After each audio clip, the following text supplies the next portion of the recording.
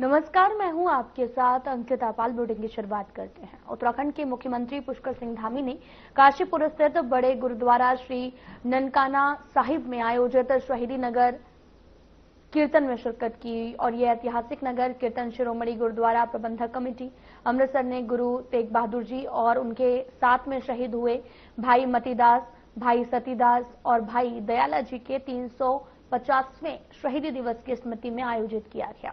असम से शुरू होकर लगभग 2500 किलोमीटर की यात्रा पूरी करने के बाद यह नगर कीर्तन बीती शाम काशीपुर पहुंचा। दिल्ली के लिए रवाना हो गया। मुख्यमंत्री धामी ने बीते रोज काशीपुर पहुंचकर गुरुद्वारा श्री ननकाना साहिब में माथा टेका।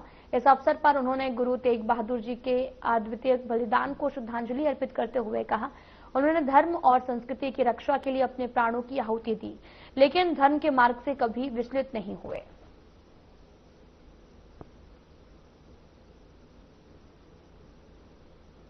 बहादुर जी के शहीदी दिवस पर नगर कीर्तन यहाँ पहुंची है।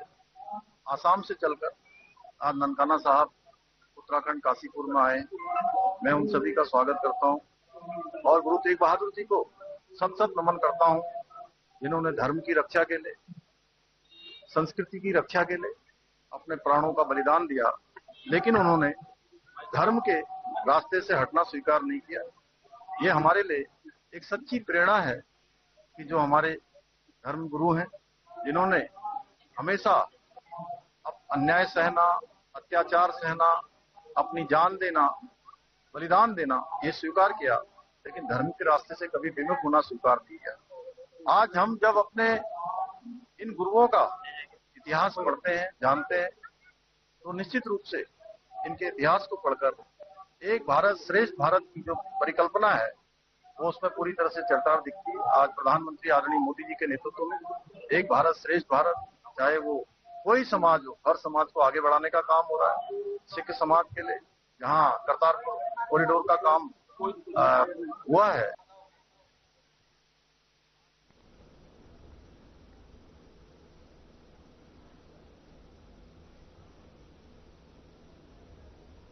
भारत में मातृ मृत्यु पर विशेष बुलेटिन के मुताबिक धामी सरकार के लिए अच्छी खबर है।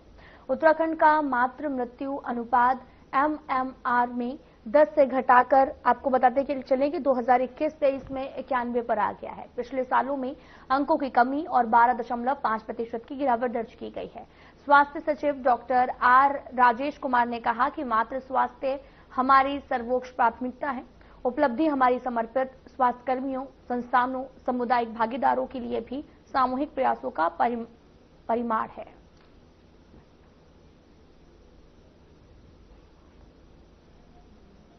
ठीक है सर।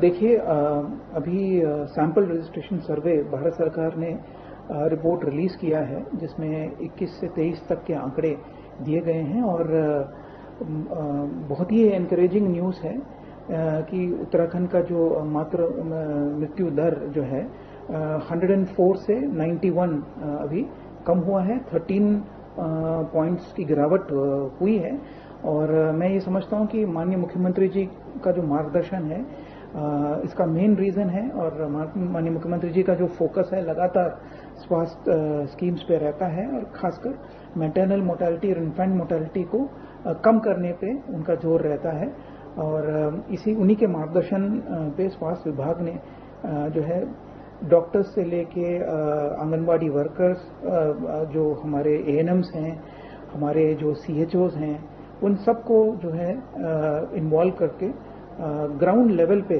काम करते हुए हम लोगों ने ये जो अचीवमेंट किया है बहुत बड़ा अचीवमेंट है।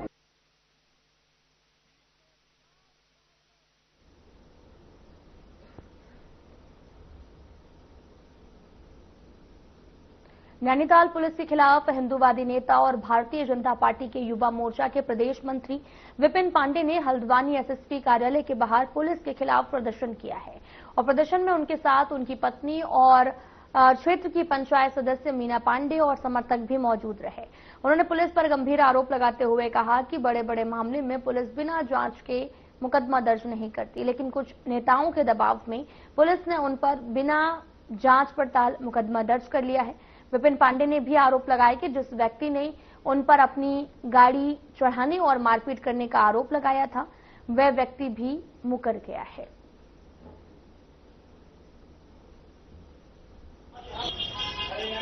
हम यहाँ धरने में इसलिए बैठे हैं क्योंकि ये एसएसपी नैनीताल महोदय ने मेरे पति के खिलाफ 2 घंटे में बिना जांच पड़ताल किए झूठा मुकदमा दर्ज किया है।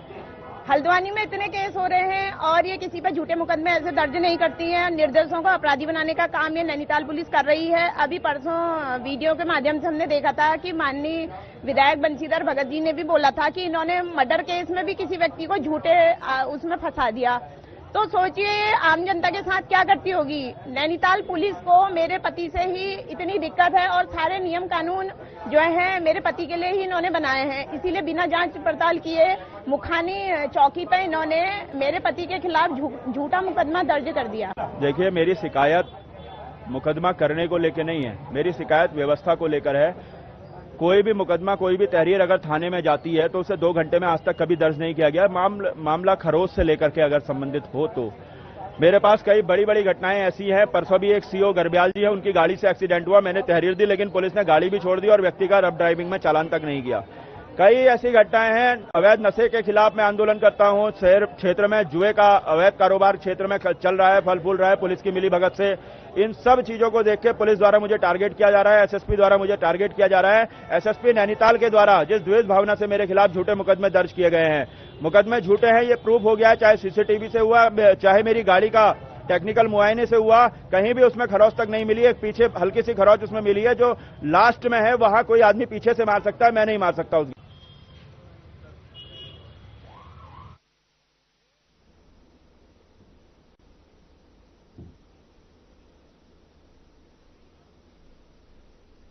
केंद्र सरकार की तरफ से उत्तराखंड के आपदा प्रभावित क्षेत्रों के लिए उच्च स्तरीय अंतर मंत्रालय केंद्रीय टीम का गठन किया गया। सोमवार को केंद्रीय टीमों ने उत्तरकाशी के आपदा प्रभावित क्षेत्रों का दौरा कर स्थलीय निरीक्षण किया और इसके साथ ही केंद्रीय टीम ने चमोली जनपद के आपदाग्रस्त क्षेत्रों का हवाई सर्वेक्षण भी किया। टीम ने थराली बाजार के भूस्खलन क्षेत्र का भी जायजा लिया है। साथ ही निरीक्षण के दौरान टीम ने बुनियादी ढांचे क्षति की और साथ ही सड़कों, पुलों, सार्वजनिक भवनों, बिजली और जल आपूर्ति लाइनों को हुए नुकसान के साथ साथ कृषि फसलों, पशुधन और स्थानीय आजीविका के लिए दूसरे साधनों को हुए नुकसान का जायजा लिया। टीम लीडर आर प्रसन्ना ने कहा कि आपदा प्रभावितों के जान माल को हुए नुकसान की जानकारी स्थानीय प्रशासन के माध्यम से ली जाएगी।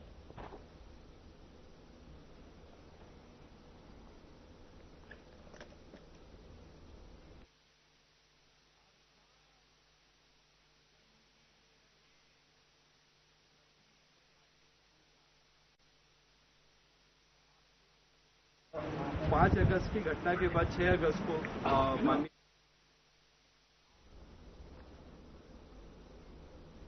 सुरेंद्रनाथ इंटर कॉलेज दुर्गापुर में नवनिर्वाचित जिला पंचायत सदस्य, बीटीसी एवं ग्राम प्रधानों को सम्मान और अभिनंदन कार्यक्रम किया गया। इस दौरान नवनिर्वाचित प्रतिनिधियों को शॉल उड़ाकर सम्मानित किया गया है। इस दौरान सुरेंद्रनाथ इंटर कॉलेज दुर्गापुर के ओनर सुभाष व्यापारी ने कहा कि यहां पर एक गैर राजनीतिक कार्यक्रम था। विकासखंड गदरपुर में के तमाम नवनिर्वाचित जनप्रतिनिधियों को इस कार्यक्रम में आमंत्रित किया गया था। व्यापारी ने कहा कि यहां पर एक सम्मान समारोह के साथ साथ समाज के परिकल्पनाओं को कैसे आगे बढ़ाया जा सकता है, इसी के संबंध में जनप्रतिनिधियों के साथ संवाद किया गया।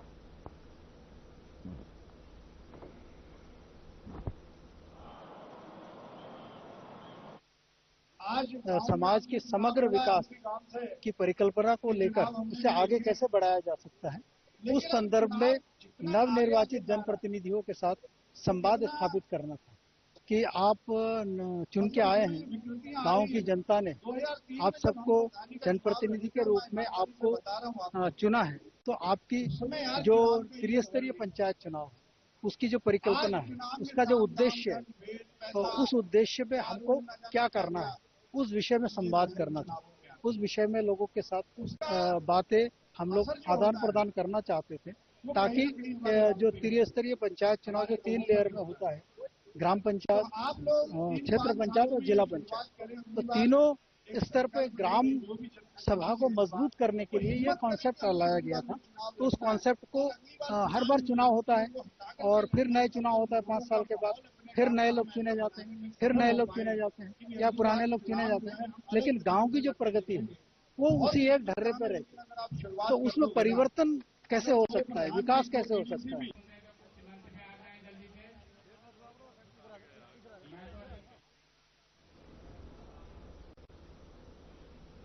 उत्तराखंड में आगामी चिंतन शिविर को फिलहाल स्थगित कर दिया गया है। शासन स्तर से जारी आदेश में बताया गया कि यह शिविर अप्रिय कारणों से स्थगित किया गया है।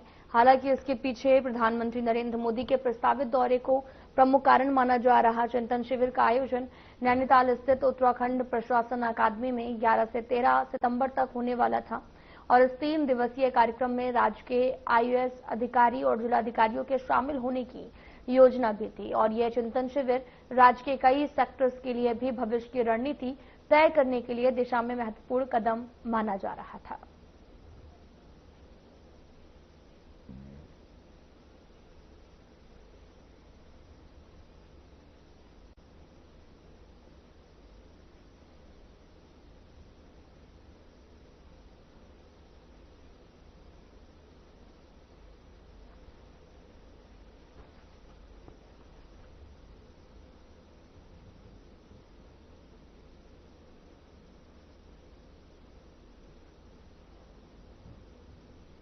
उत्तराखंड के मौसम को लेकर नई अपडेट जारी हुई है, जिसमें आने वाले दिनों के लिए प्रदेश भर के लिए राहत भरी खबर है, जिसमें आने वाले कुछ दिनों में मानसून का प्रभाव उत्तराखंड में कम रहेगा, जिसको लेकर मौसम विज्ञान केंद्र देहरादून के निदेशक डॉक्टर CS तोमर ने बताया कि मानसून का प्रभाव कुछ दिनों में कम रहेगा और हालांकि कुछ जिलों में भारी बारिश देखने को मिल सकती है। 11 सितंबर की अगर बात की जाए तो यहां पर मानसून की तीव्रता कम रहेगी, जबकि 12 से 14 सितंबर के बीच में फिर बढ़ेगी।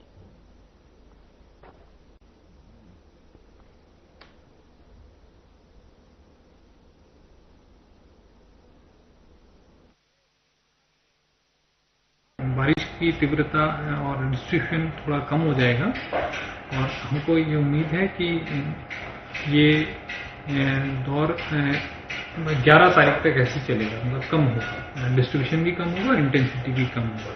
तो इसके बाद 12 तारीख से फिर 15 तारीख के बीच में, 14 तारीख के बीच में डिस्ट्रीब्यूशन बढ़ जाएगा।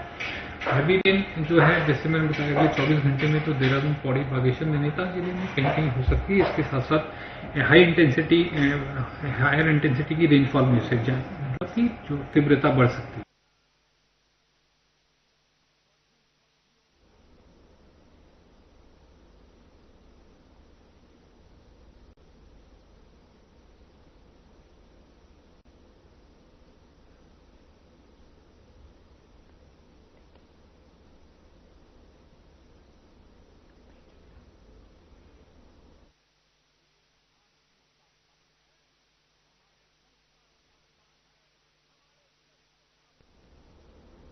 फिलहाल यहां रुकते हैं एक छोटे से ब्रेक के लिए।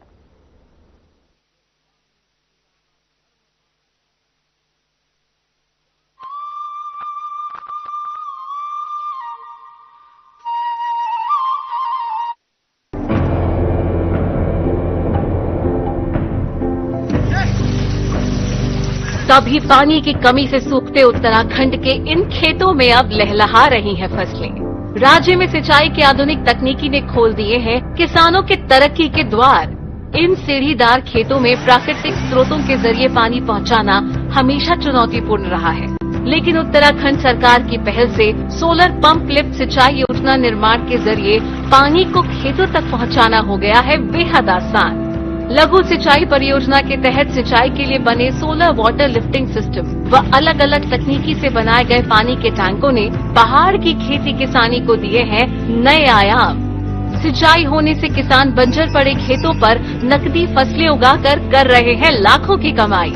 सौर ऊर्जा से चलने वाले पंपिंग सिस्टम से किसानों के बिजली पर निर्भरता भी हो गई है खत्म। सरकार का किसानों की आय दोगुना करने का संकल्प हो रहा है पूरा।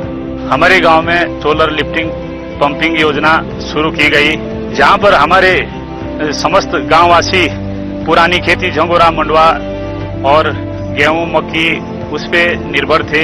आज इस सोलर पंप लगने से पूरे गांव में सिंचाई पर्याप्त रूप से हुई और हमने यहाँ पर नकदी फसलों का कार्य शुरू किया, जहाँ पर हमने शिमला मिर्च, बीन्स और टमाटर लगाने शुरू करे। जिन खेतों पे कुछ नहीं होता था, आज वहाँ पर नकदी फसलें बहुत अच्छी हो रही है और बहुत अच्छा दाम कमाया, पूरे गांव वालों को बहुत बड़ा फायदा मिला। अब तक सोलर पंप सिस्टम के तहत राज्य भर में 497 जियो और आरसीसी टैंकों का किया गया है निर्माण।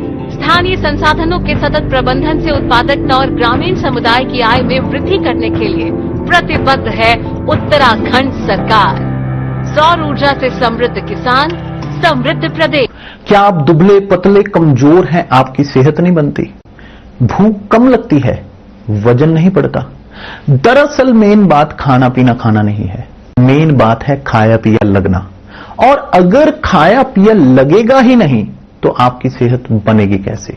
इसलिए हमारी संस्था सन्यासी आयुर्वेदा ने एक ऐसी दवा का निर्माण किया है जो कि आपके लिवर, आपके पाचन तंत्र को दुरुस्त करने का काम करती है, ताकि आप जो भी खाएं उसका पूरे का पूरा निचोड़ आपके शरीर को लगे, आपकी भूख बढ़े, खाया पिया सही से लगे, नया खून बने, हड्डियों में जान आए, वजन बढ़े और आप मोटे तगड़े खूबसूरत पर्सनैलिटी के मालिक बन जाए। सिर्फ 699 रुपए की पूरे 1 महीने की दवा होती है और आप इसे घर बैठे 01145454545 पर फोन करके दवा मंगवा सकते हैं।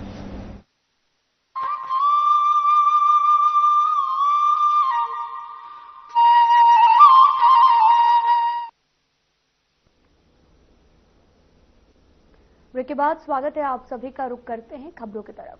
उत्तराखंड प्रदेश कांग्रेस कमेटी ने राज्य में लंबे समय से चल रहे राजकीय शिक्षकों के आंदोलन को समर्थन दिया है, जिसका ऐलान करते हुए प्रदेश कांग्रेस कमेटी के वरिष्ठ उपाध्यक्ष संगठन सूर्यकांत धस्माना ने प्रदेश कांग्रेस मुख्यालय में पत्रकारों से बातचीत करते हुए कहा कि प्रदेश कांग्रेस अध्यक्ष करण महरा की अध्यक्षता में उनके आवास पर हुई बैठक में यह निर्णय लिया गया है कि प्रदेश में राजकीय शिक्षक संगठन जिन मांगों को लेकर आंदोलन कर रहा है, उन सभी मांगों का समर्थन प्रदेश कांग्रेस करती है।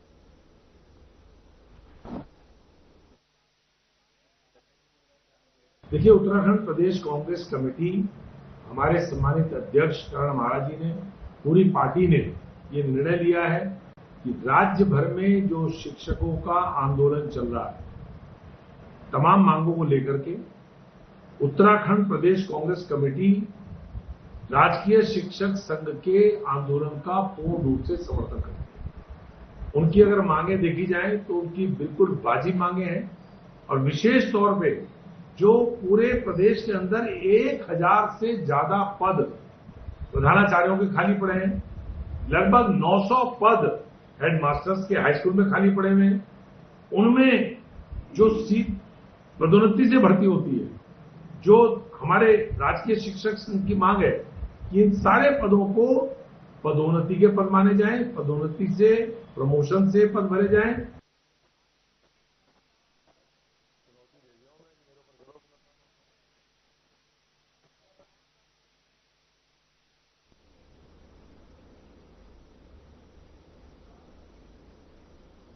मुख्यमंत्री के निर्देश पर हरिद्वार के जिलाधिकारी मयूर दीक्षित ने सोमवार को जन सुनवाई आयोजित की, जहां कुल 81 शिकायतें दर्ज हुई हैं। डीएम ने शिकायतों को ध्यानपूर्वक सुनने के साथ ही सड़कों के तुरंत मरम्मत शुरू करने और आगामी स्वच्छता पखवाड़े को बड़े स्तर पर सफल बनाने के निर्देश दिए हैं। उन्होंने अधिकारियों से सीएम हेल्पलाइन पर मिली शिकायतों की भी समीक्षा की है और साफ कहा है कि सभी विभाग अपने परिसरों और आसपास के क्षेत्रों में प्रभावी सफाई अभियान चलाएं। डीएम मयूर दीक्षित ने यह भी दोहराया कि योजनाओं की समीक्षा और शिकायतों का निस्तारण जनता को बेहतर सुविधाएं देने की दिशा में प्रशासन की प्राथमिक जिम्मेदारी है।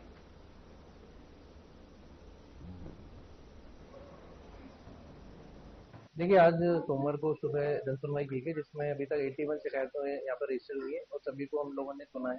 यहाँ पर शिकायतों के साथ साथ सीएम हेल्पलाइन का रिव्यू किया गया, साथ ही जिला योजना उसके बारे में रिव्यू किया गया। साथ ही माननीय मुख्यमंत्री जी द्वारा जो निर्देश दिए गए कि तत्काल सड़कों की जो रिपेयरिंग है वो शुरू हो जाए, उसके बारे में रिव्यू किया गया है। और आने वाला जो स्वास्थ्य सेवा और स्वच्छता का जो हमारा पखवाड़ा शुरू होने वाला है, उसके बारे में भी सभी डिपार्टमेंट को डायरेक्शन दिए गए कि वो अपने अपने कार्यालयों परिसरों में और सभी आसपास के एरियाज में सफाई अभियान बेहद रूप में चलाएं। इसीलिए डायरेक्शन भी हमारे यहाँ दिए गए।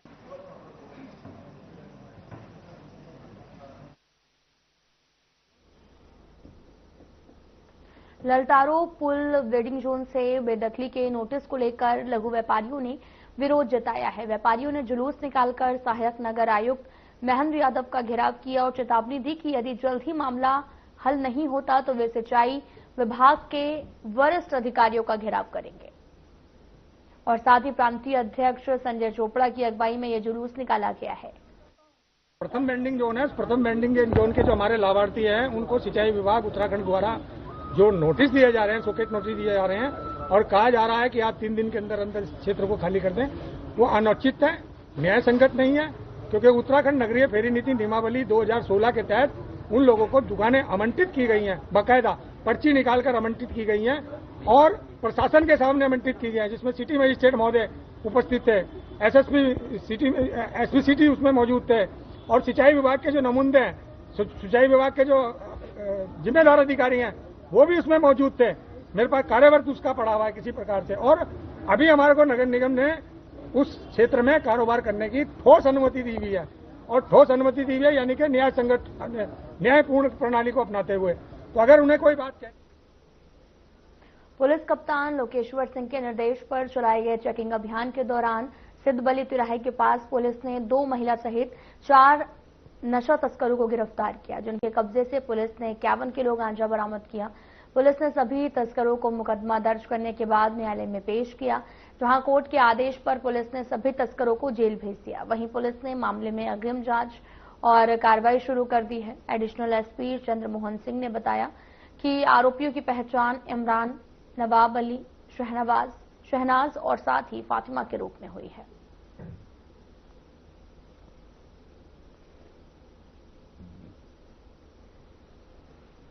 माननीय मुख्यमंत्री जी द्वारा चलाए जा रहे नशा मुक्त देवभूमि उत्तराखंड 2025 अभियान के तहत कोटद्वार पुलिस एवं सीआईयू टीम के द्वारा लगातार सिद्धबली बैरियर पर चेकिंग की जा रही थी, जिसमें संदिग्ध वाहन और व्यक्तियों की चेकिंग की जा रही थी। इसमें 4 व्यक्तियों को 51 किलोग्राम गांजा के साथ ये गिरफ्तार किया गया है और इनका जो वाहन था, वाहन को भी कब्जे में लिया गया है।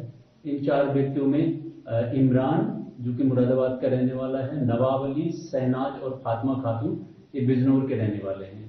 तो इन 4 अभियुक्तों को एनडीपीएस एक्ट के तहत इनके विरुद्ध मुकदमा पंजीकृत किया गया और इनको न्यायालय में पेश किया गया। रामनगर कोतवाली पुलिस ने हाल ही में हुई 2 बड़ी चोरियों का खुलासा करते हुए कुख्यात हिस्ट्री शीटर अपराधी नसीम अहमद को गिरफ्तार कर लिया है। आरोपी के कब्जे से लाखों रुपए के जेवरात, नकदी और चोरी का सामान बरामद किया गया है, जहां पर 2 अलग अलग मामलों में आरोपी के पास से सामान बरामद कर लिया गया। ये पुलिस की बड़ी सफलता मानी जा रही है। आरोपी पर 9 से भी अधिक आपराधिक मुकदमे भी दर्ज हैं, जिनमें लूट, चोरी और साथ ही शहद अधिनियम शामिल है।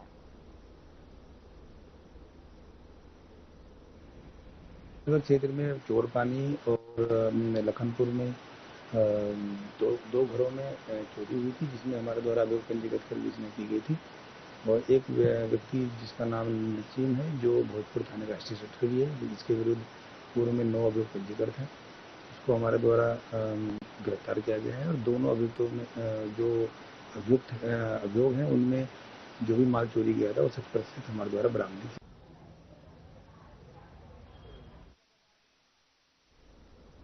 श्रीनगर तहसील के नाकोट बिलकेदार गांव में एक चौंकाने वाला मामला सामने आया, जहां पर दिल्ली से सेवानिवृत्त हुए कर्मचारी गोविंद सिंह बिष्ट को जिंदा होते हुए भी राजस्व रिकॉर्ड में मृत घोषित कर दिया गया। तो वही इस मामले में गोविंद सिंह ने जिलाधिकारी कार्यालय पहुंचकर इसकी शिकायत दर्ज कराई। दोषी अधिकारियों और रिश्तेदारों के खिलाफ सख्त कार्रवाई की मांग की है।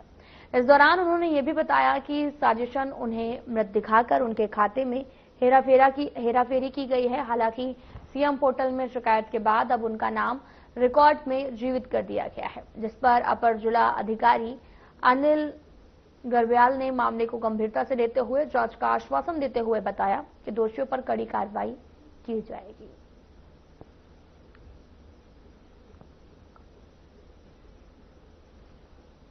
दो साल से भटक रहा हूँ इसी मामले में। मेरे को मृत्यु से जिंदा कर तो दिया गया, मगर मैंने तहसील से जो रिपोर्ट मांगी थी कि मेरे को मृत किसने घोषित किया है, वो उन्होंने मेरे को सही जवाब नहीं दिया, जिस कारण मैंने फिर उसके बाद मैंने सीएम पोर्टल में मैंने जी मेरे संज्ञान में आया, तो मैं इसमें हम लोग जरूर कार्रवाई करेंगे। ये मामला श्रीनगर का है, जो एक व्यक्ति को जीवित होने के बावजूद मर्दक दिखाते हुए किसी खाते की जमीन में किसी विरासत में किसी का नाम दर्ज कर दिया है, जो कि गलत है। और क्योंकि बाद में ये साबित भी हो गया कि वो व्यक्ति जीवित है और उसके बाद वो नाम शुद्धिकरण भी हो चुका है, क्योंकि ये त्रुटि हमारे स्तर से हमारे क्या कहते हैं विभाग के कुछ अधिकारियों के माध्यम से शायद हो सकता है कि सही तरीके से जांच नहीं की गई हो, तो इस कारण से त्रुटि हुई है। उसका संज्ञान हम लोग ले रहे हैं, उसमें जांच करेंगे। फिलहाल बुलेटिन में इतना ही। नमस्कार।